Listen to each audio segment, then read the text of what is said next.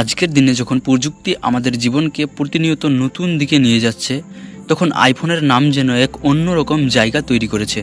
Apple সম্প্রতি তাদের model iPhone 17 বাজারে এনেছে।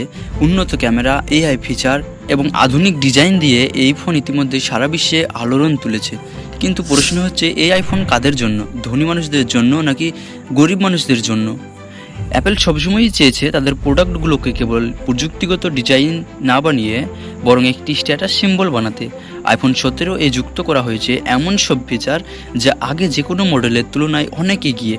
আইফোন 17 যেন আধুনিকতার প্রতীক হয়ে উঠেছে, কিন্তু এর দাম প্রায় 1.5 থেকে 2 লাখ টাকা। এখনই বোঝা যাচ্ছে যে এটি সাধারণ মানুষের নাগালের বাইরে। গরিব মানুষদের জীবনে আইফোন সরাসরি ব্যবহার না হলেও এর একটা বিশাল সাইকোলজিক্যাল ইম্প্যাক্ট তৈরি করে। অনেক তরুণ যারা প্রতিদিন সোশ্যাল মিডিয়া ধনী মানুষদের হাতে আইফোন দেখে, তারা মনে করে জীবনে সফল হতে হলে আইফোন থাকা বাধ্যতামূলক।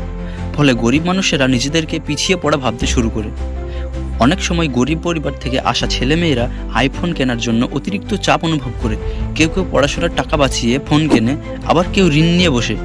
ধনী গরিবের পার্থক্য আরও স্পষ্ট হয়ে ওঠে।